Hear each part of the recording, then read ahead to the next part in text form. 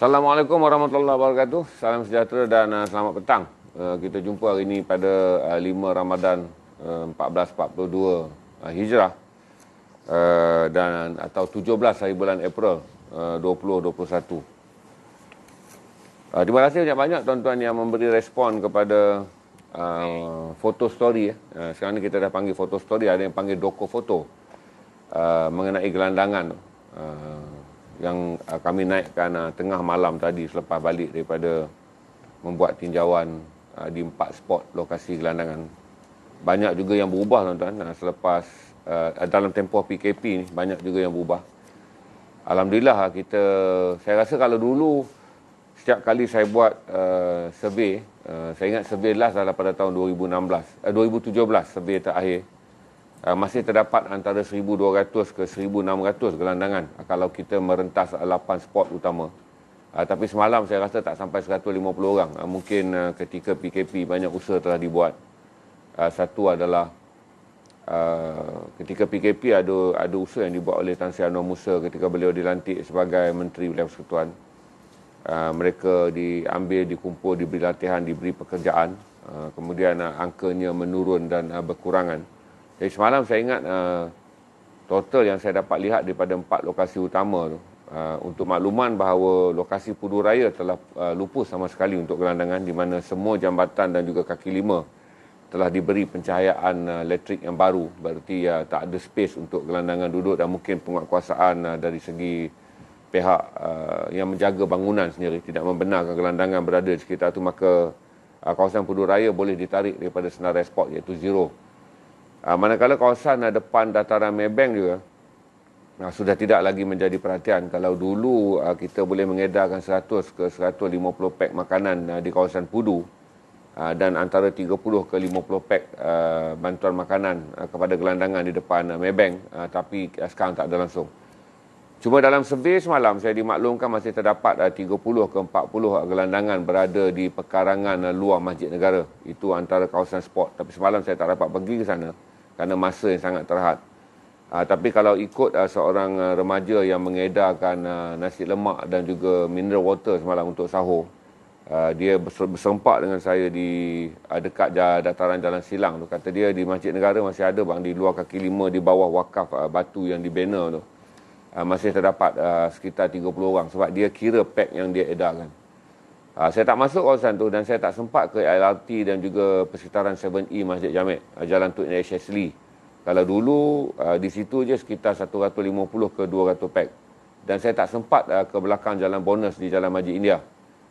Situ dulu pun kita edarkan tak kurang daripada 50 pack. Setiap senario 8 spot yang ada dulu ni tuan-tuan, dia mempunyai senario manusianya yang tersendiri. Cuma sekarang tinggal 6 saja scene-nya, iaitu di mana apabila Pudu Raya ditutup dan juga di dataran Maybank, tak ada langsung lagi orang gelandangan yang berada di situ.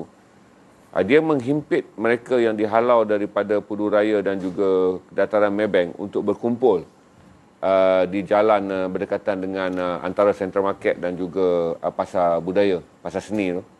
Menjadikan dia macam perkampungan tuan-tuan, ada ampayan, ada kemah, ada tilam apa semua yang dibuat. Kerana dia sama saja seperti teori apabila kita menekan belon di sebahagian sini, kita kempis bahagian sini, dia akan kembung di bahagian sana.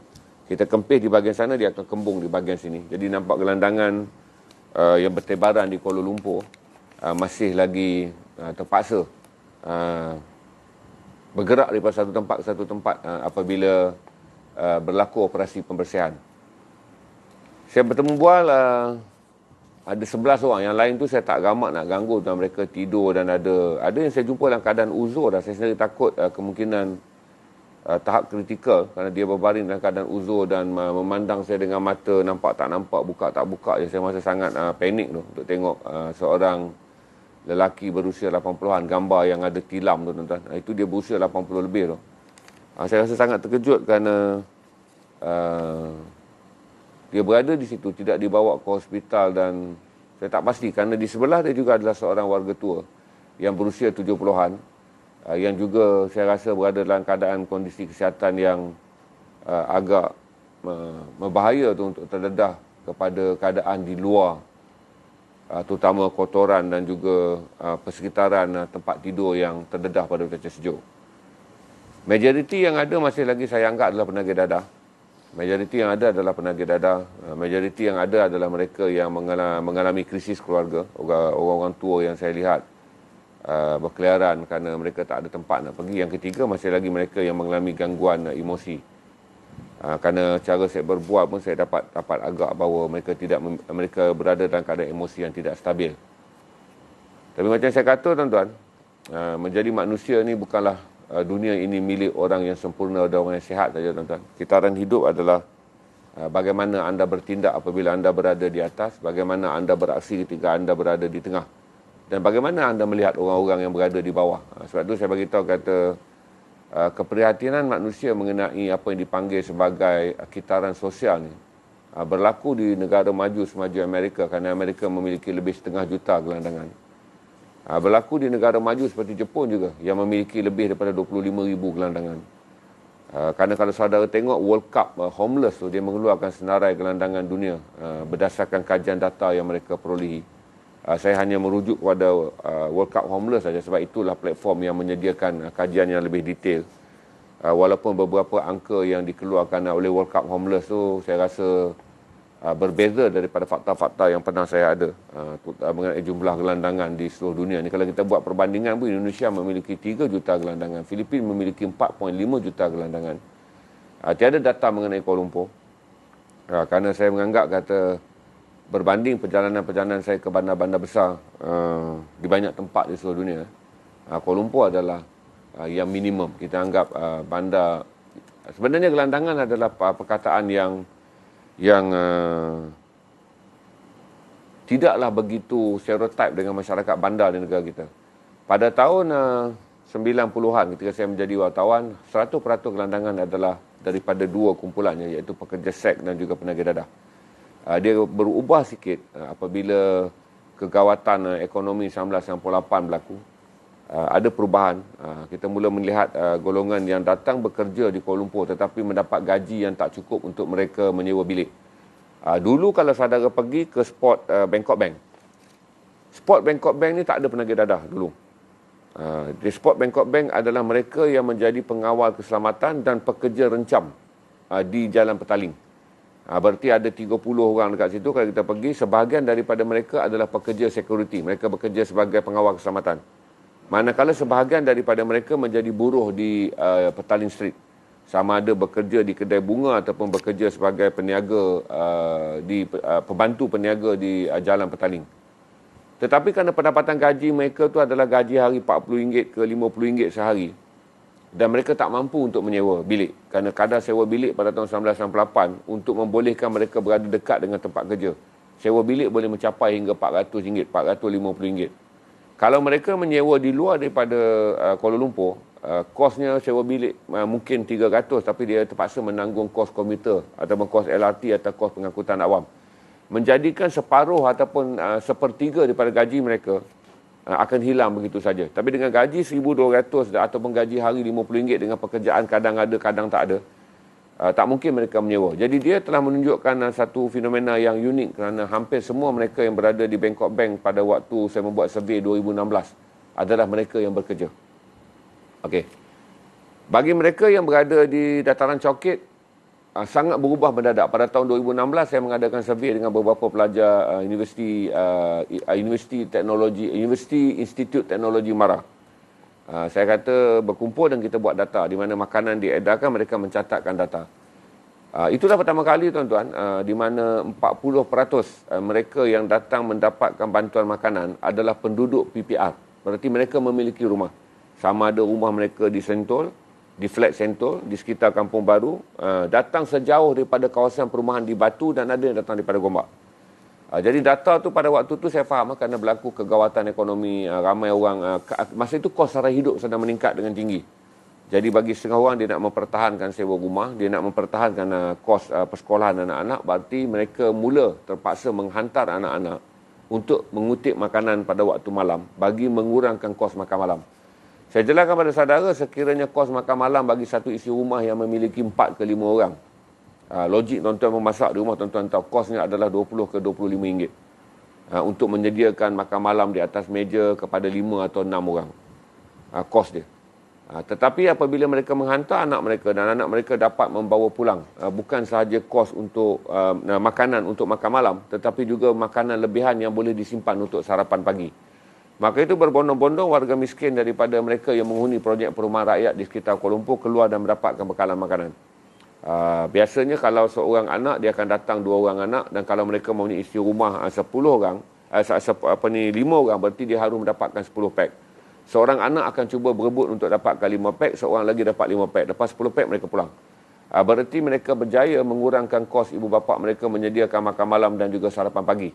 Berarti dengan gaji ibu bapa mereka yang pada waktu itu kalaulah sekitar pendapatan isi rumah 1,200 ke 1,500, dengan ibu yang tak bekerja ataupun bekerja sampingan saja, dengan ayah yang bekerja sebagai pencuci sampah ataupun pengawal keselamatan, dengan mengurangkan kos RM30 sehari, iaitu makan malam dan sarapan pagi, berarti mereka menyelamatkan RM900. Berarti bagi isi rumah miskin di Kuala Lumpur yang mula menyedari bahawa sekiranya mereka ingin terus hidup dengan gaji yang kecil, berarti mereka terpaksa menghantar anak-anak mereka untuk terus mengutip makanan yang disediakan oleh NGO di sekitar Cokek. Kerana pada waktu itu, tuan-tuan, dataran amal, kita akan panggil dataran amal, walaupun tepatnya adalah menyebutkannya di depan CIMB. Sumbangannya kepada struktur ekonomi sosial sangat besar. Sebab tu saya ada pertelagahan dengan Dewan Bandaraya Kuala Lumpur. Kerana Dewan Bandaraya Kuala Lumpur hanya melihat isu ini sebagai isu gelandangan. Sedangkan kedudukan spektrumnya sangat berbeza. Itu menyebabkan kalau saya tak bersetuju dengan Dewan Bandaraya, kerana saya rasa Dewan Bandaraya tidak memiliki fakta yang cukup. Ketika saya membentangkannya dalam seminar membasmi kemiskinan di depan menteri dan juga 500 penjawat awam yang membuat keputusan mengenai bagaimana nak mengatasi isu miskin bandar, saya tekankan dalam pembentangan bahawa bukan gelandangan yang menjadi isu. Kerana saya telah melihat isu jalanan sejak tahun 80-an dan saya mula aktif pada tahun 90-an, dan pada tahun 2002 saya bersama dengan Steve Nicol yang mengasaskan Green Outreach. Ketika saya dalam edisi siasat, kami menjadikan edisi siasat sebagai program untuk meningkatkan kesedaran awam mengenai pentingnya kita melihat apa yang disebut gelandangan, yang kemudiannya diubah oleh rakan jalanan, tapi perkataan tak berapa nak menjadi, kita balik pada perkataan gelandangan. Kerana akhirnya, tuan-tuan, apabila saya melihat semua perkembangan tu, 2015 dan 2016 telah mencetuskan fenomena yang biasa. Kerana saya melihat daripada tahun 80-an ketika Brother Brahim mengasaskan Food Not Bomb. Saya lihat aktiviti itu di depan gereja St. John, dekat Museum Telekom tu.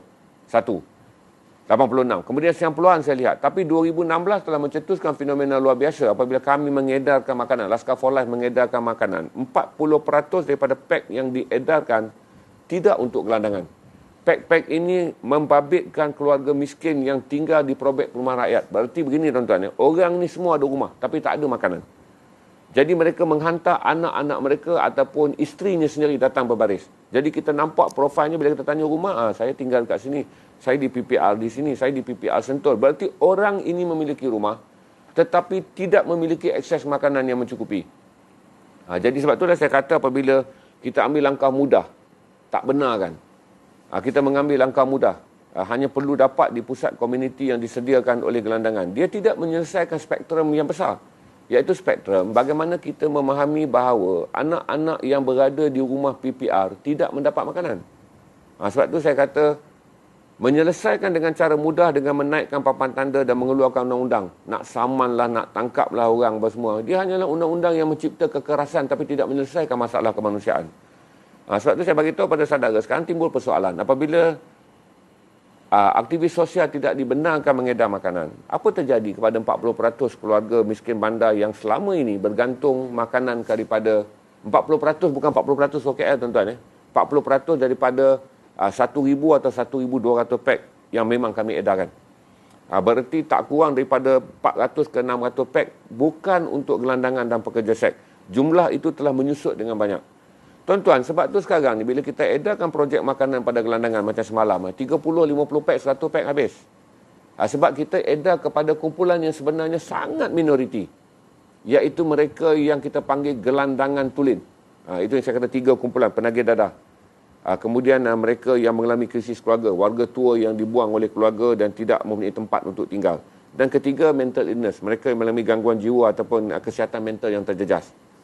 Jumlah ni memanglah berkurang dengan mendadak dan kita menganggap kita berjaya. Tetapi sebenarnya, kita tak menyelesaikan masalah tersembunyi, iaitu golongan miskin yang datang daripada rumah PPR. Yang meminta makanan kerana di rumah mereka tiada makanan. Sebab tu saya kata balik kepada laporan yang disediakan oleh Philip Alston. Dr. Philip Alston yang dikeluarkan oleh tabung kanak-kanak sedunia, UNICEF. Di mana apabila UNICEF datang dan membuat kajian di 63,000 pertempatan rumah yang PPR, 17 pertempatan 63,000 isi rumah.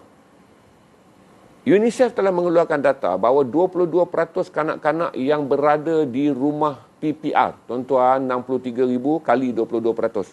Berarti 22% kanak-kanak yang berada di rumah PPR gagal mendapat akses makanan 2 kali sehari.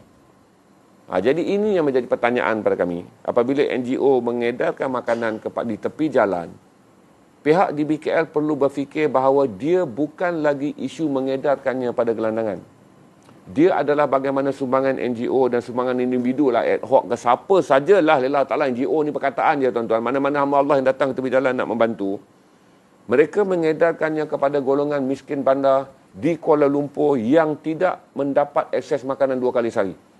Itu kadar nutrisi di kalangan kanak-kanak. Dalam laporan UNICEF mengatakan bahawa kadar nutrisi tak cukup makan, tak cukup zat makanan sangat tinggi di kalangan kanak-kanak PPR. Di bawah rejim Barisan Nasional dulu, benda ni dibantah.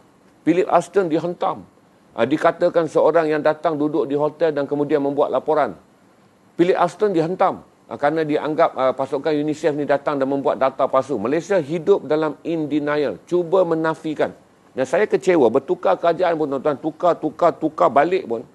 Budaya orang Melayu untuk menafikan adanya kelaparan yang banyak di kalangan penduduk PPR. Ini yang menjadi kesusahan kerana kita mendapat pemimpin politik yang tidak mahu menerima hakikat bahawa ketika kita berjuang pada tahun 70-an, 80-an untuk menyediakan rumah kepada orang Melayu, kita berjaya menyediakannya. Terima kasih. Tetapi kita kena sedar, bangunan batu yang selama ini dibina dan melindungi mereka daripada cahaya panas dan hujan, juga melindungi mata kita daripada melihat dapur mereka yang tidak memiliki makanan. Ini banyak persoalan yang timbul apabila kita katakan projek ini diharamkan. Berarti bagi kami tersentuh adalah kerana bagaimana kanak-kanak yang selama ini datang dan mendapatkan bantuan makanan bagi dibawa pulang untuk makanan adik-adik ataupun ibu bapaknya di rumah. Bagaimana krisis ini berlaku?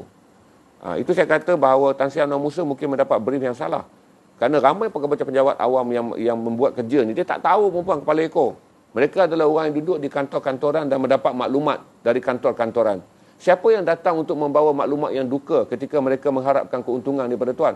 Ni, YB Anwar Musa. Mana ada orang nak datang jumpa tuan, bawa berita yang tak baik, lambat dia naik pangkat. Dia mesti datang, okey bos, okey bos, okey bos. Bos kau dulu, Najib Tun Razak dapat jawapan tu lah, okey bos, last kali, bos pun lingkup. Jadi berarti tiap orang yang datang kepada kita untuk membodek kita, untuk mendapatkan manfaat dan juga mendapatkan senyuman daripada kita, mereka akan menghantar berita yang simple. Okey bos. Okey bos. Okey bos. Bos pun, yes, good job. Yes, good job. Yes, good job. Itu mentaliti dulu, YB. Itu mentaliti dulu. Realiti yang sekarang menjadi kebimbangan kepada kami adalah bagaimana kanak-kanak yang selama ini mendapat bantuan makanan. Walaupun garasi Republik ni taklah besar. Kadang-kadang kita buat seminggu sekali. Kalau ada duit kita buat banyak kali. Sekarang ni pun tuan-tuan dengan bisnes yang baik ni, tak ada masalah untuk garasi buat 1 minggu sekali. Sebab kita ada wang yang tuan-tuan bagi. Tapi kita nak buat tak boleh. Kerana papan tanda telah dinaikkan dengan menganggap bahawa mengedarkan makanan adalah salah. Bila kita hantar kepada pusat transit gelandangan, dia tak tepat kerana kumpulan yang menerima bantuan selama saya kata 40% tu adalah mereka yang datang daripada PPR. Okey, kita nak pergi pada PPR. Tak semua bangunan PPR yang tuan-tuan lihat sama tu tuan-tuan. PPR yang sama tu tuan-tuan kan ada orang pakai Mercedes. Dan sampai orang naik basikal buruk. PPR tu pun tak menunjukkan strata ekonomi yang sama. Tuan-tuan pergi parking PPR pun kau boleh nampak dah standard ekonomi dia. Saudara boleh tengok sampai orang yang memakai kereta yang kita pun heran, X70 Proton duduk PPR. Sampailah saudara tengok orang yang naik motosikal buruk ataupun basikal untuk pergi bekerja. Jadi kalau kita nak pergi bagi makanan di situ pun tak kena bunyi dia.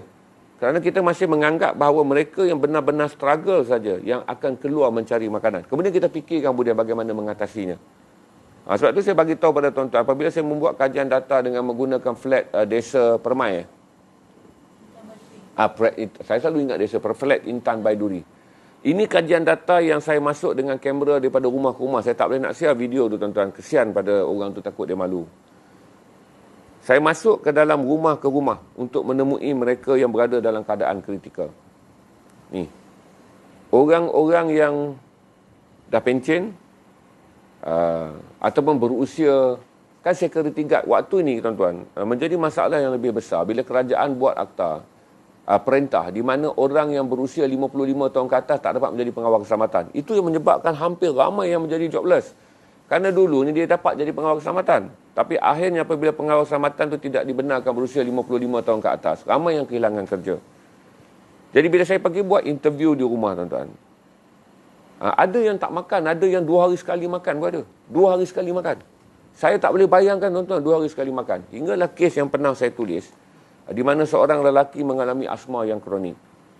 Dia tinggal bersama dengan anaknya. Apabila pejabat zakat wilayah persekutuan menetapkan bahawa satu alamat hanya satu orang yang menerima bantuan. Berarti oleh kerana anaknya tu yang dah ada 6 anak terima bantuan, bapaknya ni yang ada asma tak layak menerima bantuan.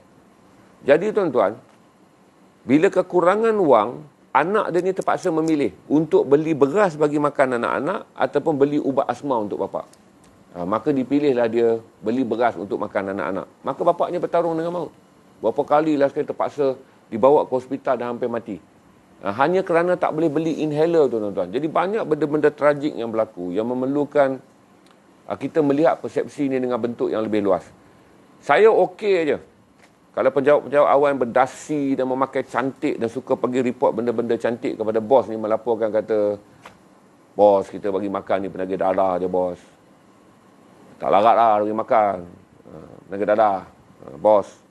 Ini semua bekal-bekal pelacur bos. Biarlah mereka menerima hukuman karma merempat di tepi jalan. Sebab dulu dia orang melacur. Ini balasan Tuhan kepada mereka. Kita datang pula. Yang 3 ni sakit jiwa bos. Kita nak bagi makan pun susah lah bos. Ni orang tak betul. Kalau gitulah laporan yang Tan Sri terima dan Tan Sri bersetuju. Terpulang pada Tan Sri lah. Tan Sri pun orang yang saya anggap berakhlak tinggi, kepiah 24 jam. Saya tengok kalau gambar tu, tahun-tahun tak ada COVID, umrah tiap-tiap tahun tu. Kalau begitulah Tan Sri menerima nasihat, kena umrah sekali lagi tu. Okay? Tapi saya nak jelaskan pada Tan Sri bahawa last kali yang kita bimbang adalah pattern yang di mana 40% daripada 1,200 pack yang kami edarkan, pattern penerimanya adalah golongan miskin bandar yang ada rumah. Satu. Saya ambil kes pula bagaimana bila kami mengedarkannya di bangunan Pudu Raya. Bila kita edar dan mereka tahu sepanjang bulan Ramadan grup ni akan datang edar. Maka datang kumpulan pemandu teksi. Ni tuan-tuan pemandu teksi. Jangan pandang pemandu teksi semua hidup senang. Dia datang dan berkumpul dan datanglah seorang pemandu teksi. Bagi tahu pada kami, Encik, boleh tak bagi pack juga untuk pemandu teksi? Saya macam terkejut lah. Saya kata, bang, pemandu teksi ni, makanan ni kami sediakan untuk gelandangan. Dia cerita lah, kata, sejak ekonomi gawat pasal tahun tu adalah tahun 2016-2017, sejak ekonomi gawat dia kata kami bukan banyak dapat pendapatan, malam pun orang tak bergerak. Jadi betul-betul cakap lah dia kata nak beli sahur ni RM10 dik, ada ingat nak berbalik rumah jugalah. Pasal RM10 tu penting untuk kami. Saya pada waktu tu tergedur tuan-tuan. Waktu tu masa saya buat projek tu, saya bawa pegawai pejabat Perdana Menteri tahun tu. Pegawai pejabat Perdana Menteri terkedu dengar, bagi, dia kata bagi. Orang hati politik ni tuan-tuan, yang duk kerja undi ni tuan-tuan, dia tahu dah bukan undi dah waktu tu. Sebab pemandu teksi tu merayu kepada saya. Maksudnya kalau mereka beli makanan sahur RM10, dengan malam mereka sukar mendapat pelanggan pada waktu malam. Kerana ekonomi gawat dengan teruk. Jadi dia kata, saya tuan-tuan, ialah sepintas saya ada rasa macam, bang, kami nak bagi kat gelandangan ni, abang bukan gelandangan. Maksud tu saya pun masih lagi berada dalam keadaan belum memahami bahawa kemiskinan disebabkan oleh kos sara hidup telah menyebabkan seorang pemandu teksi pun datang untuk meminta makanan bagi membolehkan sekurang-kurangnya mereka boleh menjimatkan RM10 wang saku untuk makan sahur dengan makan makanan yang diedarkan oleh aktivis kemanusiaan. Jadi sepanjang tahun-tahun saya melihat apabila ekonomi gawat, tuan-tuan, dia telah memberikan saya banyak petunjuk. Dan petunjuk saya disokong oleh data UNICEF. Sekarang ni kalau saya cakap apa pun, tuan-tuan, dia bukan bohong. Kerana baca laporan Dr. Philip Alston, UNICEF. Google je, Dr. Philip Alston, laporan miskin bandar ataupun nutrisi kanak-kanak Kuala Lumpur. Mesti dapatnya. Saya akan dapat dalam edisi yang disiarkan dalam bahasa Inggeris. Saya dapat dalam edisi yang disiarkan dalam bahasa Malaysia. Atau terus pergi saja kepada laporan penuh tu di bawah UNICEF. Google dan cari. Saudara boleh baca bagaimana mereka membuat penilaian yang sangat terperinci dengan menjadikan rumah PPR sebagai kaji selidik. Dan dalam kaji selidik inilah kita menemukan fakta yang sangat mengejutkan di mana 22% kanak-kanak yang tinggal di rumah PPR tidak mendapat makanan 2 kali sehari. Gagal mendapat akses makanan 2 kali sehari. Ini yang saya share dengan saudara je tentang supaya saudara dapat lihatlah petang-petang di bulan Ramadan ni, tuan-tuan. Kita tengah fikir ikan bakar ke, ikan pari, masak asam pedas ke.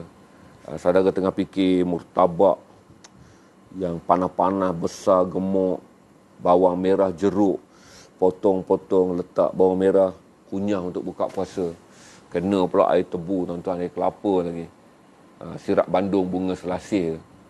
Tapi ada orang, tuan-tuan, dia tak boleh fikir langsung benda tu. Sebab kalaulah dia suruh saya fikir balik, tuan-tuan. Ketika saya menyediakan video untuk dibentangkan dalam perbentangan miskin bandar Kuala Lumpur ni, yang dihadiri oleh menteri, oleh pengarah-pengarah Dewan Bandaraya dan segala macam manusia lah yang ada dalam Kuala Lumpur ni, yang kononnya dibayar gaji untuk membantu menyelesaikan krisis sosial, terutama bersangkut dengan ekonomi Kuala Lumpur ni, tuan-tuan. Saya nak jelaskan pada saudara kata, sekarang ni, di mana mereka? Tentulah kemiskinan menjadi berganda. Kerana waktu saya membentangkannya, COVID belum berlaku, pembuangan kerja belum berlaku. Pada waktu itu, impak yang paling besar adalah impak apabila kerajaan mengeluarkan peraturan, di mana mereka yang berusia 55 tahun tidak boleh menjadi pengawal keselamatan. Jadi rupanya, dia telah menjejaskan banyak pendapatan. Kerana semua warga veteran yang tinggal di PPR, ramainya bekerja pengawal keselamatan. Mereka kehilangan kerja sekelip mata. Itu antara impak. Jadi saudara bayangkan sekarang, kalau kita masuk selidik pintu ke pintu di PPR, tentulah keadaan menjadi lebih kritikal kerana COVID-19 telah menyebabkan banyak sektor pekerjaan kolap. Mereka yang banyak bekerja dalam ekonomi rencam, tukang piping ni apa semua gini-gini, tuan-tuan. Tukang baiki pipe, tukang baiki pintu rosak ni semua, tuan-tuan. Mereka kehilangan pekerjaan sebab tuan-tuan dah pergi DIY, do it yourself. Dan tuan-tuan nak elakkan kos, kan DIY kaya. Sekarang telah disenaraikan antara yang paling kaya di Malaysia. Berarti orang dah melakukan kerja sendiri. Jadi bagi mereka yang selama ni ada sikit kemahiran buat wire, ada sikit kemahiran itu, kemahiran parki, tapi oleh kerana DIY kan, tuan-tuan COVID-19, tuan-tuan membuka YouTube, belajar DIY, tuan-tuan pergi DIY. Jadi lonjakan pendapatan DIY juga menggambarkan hilangnya pekerjaan mereka yang berada dalam golongan rentan, yang bekerja dengan skill kecil.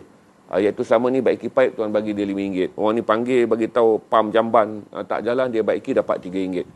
Tapi oleh kerana budaya DIY telah menjadi kuat, berarti orang yang hidup masyarakat rentan ni saya panggil yang paling teruk lah, rentan, yang terjejas ekonomi paling teruk. Semakin terjejas apabila ramai golongan yang seperti kita, tuan-tuan, dah buat kerja sendiri kerana kita nak elakkan kos pembaziran. Itu je saya nak share dengan saudara petang ni dalam sesi lebih kurang setengah jam ni. Apa kita panggil opitoria ni, kita sharing ni. Saya share, saya tak adalah emosional sangat, tuan-tuan. Tapi saya pun fikir dengan tuan-tuan kalau supaya kita sama-sama fikir. Akhirnya kita sedang merancang juga apa yang boleh kita buat. Tetapi kalau kita nak melobi kepada DBK, saya tak fikir ada harapan. Saya tak fikir kata benda ni saya pun dah bentangkan lah dulu. Detail saya bentangkan. Bila turun, ditepuk, disorak peluk saya nak menitis air mata lah. Pui! Kan? Sedih mendengar pembentangan ni. Kita tak tahu ni cerita ni, Cik Jana.